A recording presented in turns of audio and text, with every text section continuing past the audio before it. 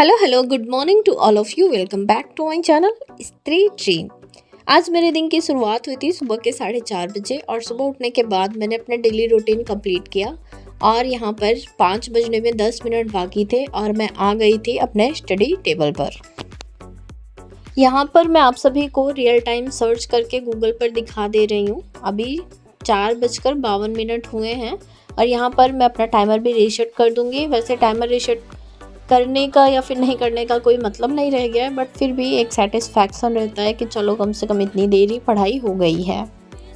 ये मेरी current affairs की नोट है जो कि मैं कंप्लीट कर रही हूँ साथ ही साथ क्लास के। एंड कल मैंने आप सभी से पूछा था कि नोट्स कैसे बनाएं, तो 2-3 कमेंट बहुत ही अच्छे थे और उसको मैं ज़रूर नोटिस करूँगी और आगे से कोशिश करूँगी कि उसी तरह से ट्राई करूँ। एंड ये बात किसी ने मुझे लिखी थी कि 2 सब्जेक्ट लेकर चलिए, 1 महीने लगेगा और 2 सब्जेक्ट अगर कंप्लीट हो जाएंगे तो फिर नेक्स्ट मंथ से 2 सब्जेक्ट स्टार्ट करिए। फ़िलहाल देखेंगे। और अभी जब मैं वॉइस ओवर कर रही हूँ, ये वीडियो है परसों का। कल मैं फिर से अपने घर आ गई हूँ, कुछ काम थे और अभी आज मैं यहाँ पर रुक गई हूँ, तो अभी मैं फिर से जाऊँगी, उसके बाद ही स्टार्ट होगा। रात में मैंने पढ़ाई करी थी तो करंट अफेयर पर मैंने क्विट किया था और आज सुबह मैं स्टार्ट कर रही हूँ ज्योग्राफी से। और ज्योग्राफी की क्लास मुझे बहुत ही अच्छी लगी, बहुत ही पॉइंट टू पॉइंट सर ने बहुत ही डिटेल में सारी चीज़ें बता रखी है। और सच बताएं, जैसे जिसको लगता है कि मुझे इंटरेस्ट नहीं आ रहा है पढ़ने में, आप लोग कोई भी सब्जेक्ट ले लीजिए, बस एक बार उसको इस तरह से देखिए कि चीज़ें कैसे बनी है। जैसे ज्योग्राफी पढ़ना है तो ये सोचिए कि मतलब पृथ्वी की उत्पत्ति कैसे हुई है, ये जो हमारा वायुमंडल है ये कैसे बना हुआ है। तो जब ये सब कड़ियाँ जोड़कर आप लोग पढ़ेंगे पॉइंट टू पॉइंट, तो आपको सच में बहुत ज़्यादा इंटरेस्ट आएगा। ऐसे ही मैं पीछे पॉलिटी पढ़ रही थी तो भी मुझे बहुत ज़्यादा इंटरेस्ट आ रहा था कि आखिर हमारा जो ये शासन तंत्र है, जो राजतंत्र है, ये चलता कैसे है, इसकी शुरुआत कहाँ से हुई थी। तो इस तरह से सोचकर आप पढ़ेंगे ना तो आपको ऑब्वियसली मतलब बहुत ज़्यादा इंटरेस्ट आएगा और बहुत ही अच्छा लगने लगेगा, चाहे जो भी सब्जेक्ट हो। एक क्लास कंप्लीट कर लेने के बाद मैंने 10 मिनट का ब्रेक लिया था। मुझे थोड़ा सा जैसे नींद जैसा फील होने लगता है, तो फिर मैं चाय बनाने के लिए उठ गई थी। कल भी मैंने आप लोगों के साथ शेयर किया था, तो किसी ने मुझे कमेंट किया था कि चाय मत पिया करिए, आगे चलकर प्रॉब्लम होती है। या फिर किसी ने मुझे ये भी लिखा था कि खाली पेट चाय मत पिया कीजिए, बहुत प्रॉब्लम होती है। तो कुछ भी हो, जैसे मैं बहुत छोटी थी जब मम्मी एक्सपायर हुई थी, मैं नाना के घर आई थी, तो नाना के लिए चाय बनाने की ड्यूटी मेरी ही होती थी और मैं चाय बनाती थी, नाना को देती थी और साथ में खुद भी पीती थी।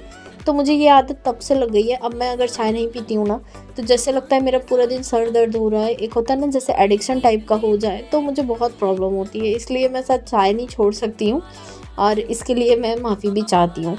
वैसे ऐसा हो सकता है कि शाम के टाइम नहीं पीऊँ तो चल जाएगा, बट सुबह अगर मैं चाय नहीं पीती हूँ ना तो मुझे सच में बहुत ज़्यादा प्रॉब्लम होती है और मेरा पूरा दिन ख़राब हो जाता है।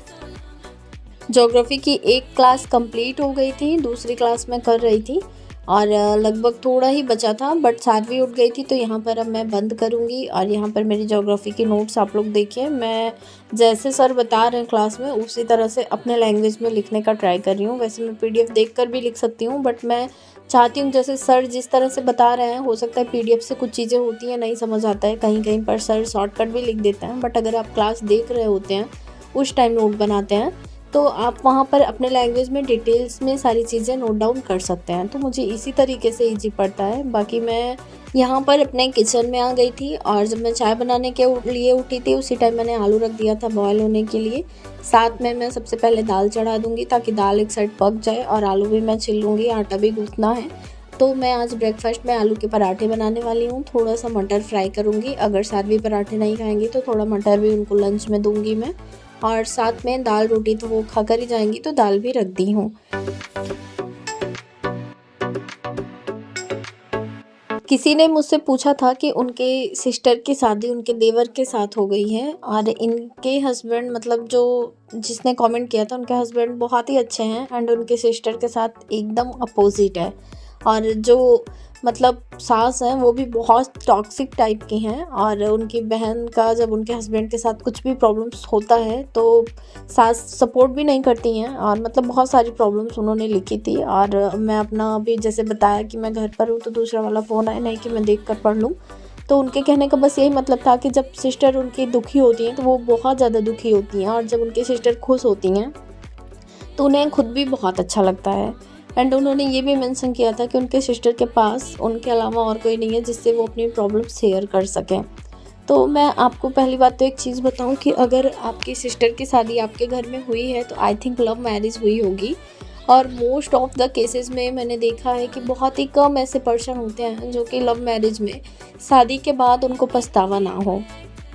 अभी जब अरेंज मैरिज होती है उसके बाद कुछ ना कुछ कमी रह जाती है, लेकिन जब अरेंज मैरिज में कमी रह जाती है ना तो इंसान उसको ढकता है, छुपाता है और कोशिश करता है कि उससे बाहर निकले या फिर कॉम्प्रोमाइज़ करता है। बहुत सारी चीज़ें होती हैं, सबके साथ होती हैं कुछ ना कुछ।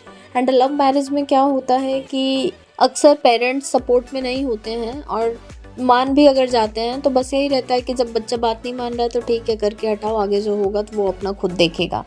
तो अगर उनके हस्बैंड सपोर्ट नहीं कर रहा ना तो आप कितना भी परेशान होंगे, कुछ भी होगा, जब तक वो अपने लिए कोई स्टैंड नहीं लेंगी तब तक उनको ये सारी सिचुएशंस फेस करनी ही पड़ेंगी।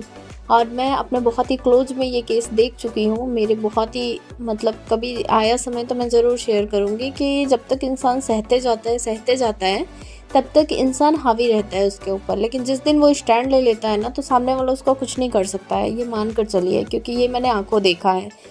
मैं बता रही हूँ कि बहुत ही क्लोजेस्ट में मैंने अपने ये सारी चीज़ें देखी हैं। कभी समय आएगा तो मैं ज़रूर आप लोगों को बताऊँगी कि मैं किसकी बात कर रही हूँ।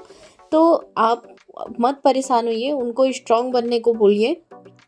अगर वो आपसे छोटी हैं तो आपसे कम ही एज होगी उनकी, तो अभी पूरी लाइफ ऐसे नहीं बिताई जा सकती है। एंड एक पॉइंट पर आकर ऐसा हो जाता है एक समय पर कि इंसान नहीं रह सकता है। तो जो चीज़ें बहुत टाइम बाद होती हैं ना, वो आज ही स्टैंड अगर लेंगी, अपने लिए बोलना स्टार्ट करेंगी या फिर खुद के लिए कुछ करना स्टार्ट करेंगी, आप उनको सपोर्ट कर सकती हैं। अगर वो कहीं खड़ी हो जाती हैं अपने पैरों पर या फिर अर्न करने लग जाती हैं कहीं से भी कुछ भी, तो वो बहुत कुछ अपनी लाइफ में अचीव कर सकती हैं। तो मैं यही बोलूँगी ना कि आपके परेशान होने से कुछ नहीं होगा जब तक वो अपने लिए खुद स्टैंड नहीं लेंगी किसी भी चीज़ के लिए। बहुत ज़्यादा दबना भी ना कभी कभी बहुत ज़्यादा ख़राब हो जाता है, अपने लिए ही ख़राब हो जाता है, अपने रिश्ते के लिए ख़राब हो जाता है।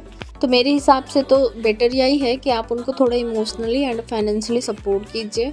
लाइक पार्लर का कोर्स कर सकती हैं, सिलाई सीख सकती हैं, बहुत कुछ किया जा सकता है। करने वाले इस दुनिया में बहुत कुछ कर रहे हैं और बहुत अच्छी लाइफ जी रहे हैं। एंड रिश्ते में बहुत ज़्यादा प्रॉब्लम तब भी आने लग जाती है ना जब ऐसे रिश्ते में इंसान लगातार साथ रहता है। अगर कुछ दिन उनके पास से वो हटेंगे ना तो भी थोड़ी वैल्यू बढ़ जाती है।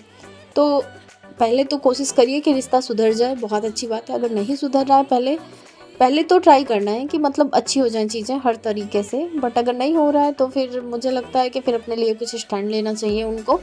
बाकी आप लोग अपने हिसाब से देखिए, आपके पेरेंट्स होंगे उनसे डिस्कस कीजिए, और मैं क्या ही बोलूँ। आज सारवी काफ़ी टाइम बाद स्कूल गई थी तो मैं थोड़ा जल्दी ही उनको स्कूल से ले ली थी, और उनको स्कूल से ले आने के बाद फिर मैंने लंच बनाया, हम लोगों ने लंच किया, और यहाँ पर मैं थोड़ा सा क्लीनिंग का काम कर रही थी। काफ़ी टाइम से डिब्बे वगैरह पोछे नहीं थे तो थोड़े चिप टाइप के हो जाते हैं और मुझे अच्छे नहीं लगते हैं।